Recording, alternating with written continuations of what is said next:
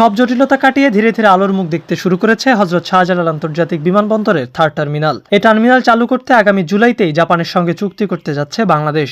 সব ঠিক থাকলে 16 ডিসেম্বর আধুনিক এই টার্মিনাল চালু করতে চায় সরকার। এই টার্মিনাল চালুর খবরে নড়েচড়ে বসেছে বিদেশি বিখ্যাত কোম্পানিগুলো। তুমুল প্রতিযোগিতা শুরু হয়েছে এই টার্মিনালের গ্রাউন্ড হ্যান্ডলিং কে করবে তা নিয়ে। আন্তর্জাতিক মানের সেবা নিশ্চিত করার লক্ষ্যে এখন পর্যন্ত লন্ডনের মেনজিস এভিয়েশন, তুরস্কের চেলেবি এভিয়েশন এবং সংযুক্ত আরব আমিরাতের ডানাটা এই মেগা প্রকল্পের গ্রাউন্ড হ্যান্ডলিং এর দায়িত্ব নিতে গভীর আগ্রহ প্রকাশ করেছে। বিশ্বজুড়ে এভিয়েশন সেবায় অত্যন্ত অভিজ্ঞ এবং শক্তিশালী এই 3 জায়ান্ট কোম্পানির আগমন শাহজালালের 3rd টার্মিনালকে একটি বৈশ্বিক বাণিজ্যিক হাবে পরিণত করার দৌড়ে নতুন মাত্রা যোগ করেছে। আর এই তীব্র প্রতিযোগিতার আবহেই সম্প্রতি এক গুরুত্বপূর্ণ রাষ্ট্রীয় সফরে যুক্তরাজ্যের হিথ্রো আন্তর্জাতিক বিমানবন্দর পরিদর্শন করেছেন বেসামরিক বিমান পরিবহন ও পর্যটন মন্ত্রণালয়ের মাননীয় মন্ত্রী আফরোজা খানম। প্রতিযোগিতার দৌড়ে 3 নম্বরে থাকা তুরস্কের চেলেবি এভিয়েশন মূলত global ramp handling, cargo handling ও কাস্টমার সার্ভিস নিশ্চিতকরণে দীর্ঘ 65 বছরের বেশি সময়ের অভিজ্ঞতা সম্পন্ন। বিশ্বজুড়ে 3টি মহাদেশের 5টি দেশের 60টিরও বেশি বিমানবন্দরে প্রায় 9000 ডেডিকেটেড কর্মী নিয়ে কাজ করছে এই প্রতিষ্ঠানটি।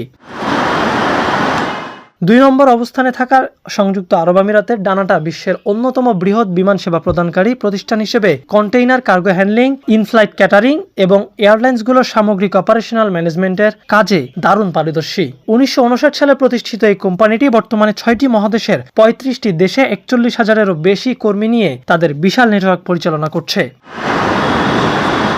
এই তালিকার শীর্ষে থাকা লন্ডনের মেনজিস এভিয়েশন বিমান অবতরণ পরবর্তী passenger check in, baggage handling থেকে শুরু করে ফুয়েলিং ও এয়ারক্রাফট মেইনটেনেন্সের মতো অত্যন্ত সংবেদনশীল ও বড় মাপের গ্রাউন্ড সাপোর্ট সেবা প্রদানে বিশ্বব্যাপী সবচেয়ে বিশ্বস্ত নাম। 1833 সালে প্রতিষ্ঠিত এই জায়ান্ট প্রতিষ্ঠানটি বর্তমানে বিশ্বের সবচেয়ে বড় এভিয়েশন সার্ভিস প্রোভাইডার, যারা 6টি মহাদেশের 65টি দেশের প্রায় 350টি বিমানবন্দরের প্রতি বছর 25 কোটিরও বেশি যাত্রীকে নিরবিচ্ছিন্ন সেবা দিয়ে আসছে।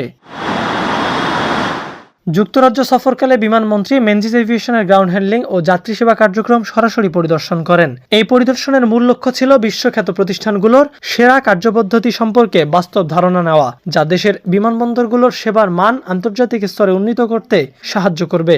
আর মন্ত্রীর এই সফরের পর 3rd টার্মিনালের কাজ পাওয়ার দৌড়ে মেনজিস এভিয়েশন আরও শক্তিশালী দাবিদার হিসেবে নিজেদের প্রমাণ করেছে বলে মত বিশেষজ্ঞদের।